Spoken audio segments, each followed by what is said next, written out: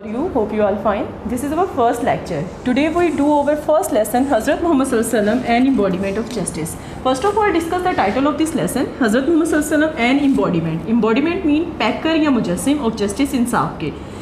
हज़रत मोहम्मद सल्लल्लाहु अलैहि वसल्लम इंसाफ के पैकर या मुजस्सिम.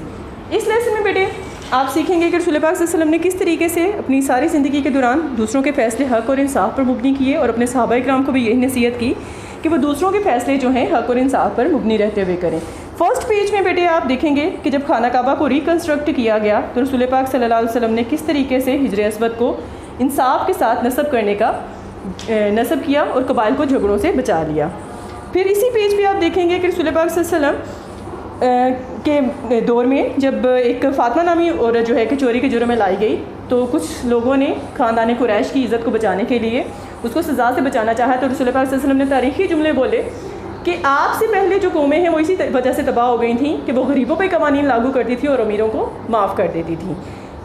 फिर एक दफ़ा ऐसा हुआ कि एक कबीला बनु सलबा के कुछ लोगों को अंसारी ने बैठे हुए देखा खुतबे के दौरान.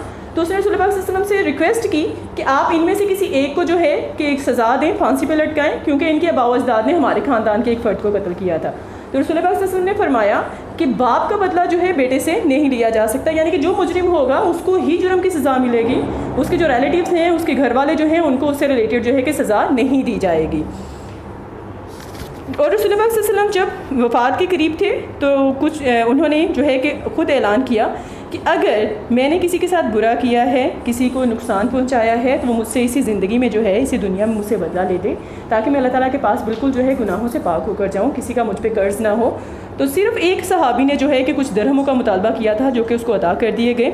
रसूल पाक सल्लल्लाहु अलैहि वसल्लम ने इसके साथ साथ आप देखेंगे कि किस तरीके से अपने सहाबा इकराम को स्पेशली हज़रत अली रज़ी अल्लाह तआला अन्हु को नसीहत की कि जब कुछ लोग तुम्हारे पास मुकदमे के लिए आएँ, इंसाफ के लिए आएँ, तो आप जो है कि किसी एक भी की बात सुनकर दूसरे फरीक के हक़ में फ़ैसला ना दे दें, बल्कि दोनों फरीकों की पहले अच्छे तरीके से बात सुनें, फिर उसके अकॉर्डिंग जो है कि आपको जो हक़ और इंसाफ पर मुबनी लगे उसके हक़ में जो है कि फ़ैसला दे दें. ठीक है. इस लेसन से रिलेटेड बेटे कुछ डिफ़िकल्ट वर्ड्स हैं, उनके मीनिंग जो है कि यहाँ दिए गए हैं जो आपको ट्रांसलेशन को अच्छे तरीके से अंडरस्टैंड करने में मदद करेंगे. कंप्लीट ट्रांसलेशन आपकी फाउंडेशन बुक में मौजूद है.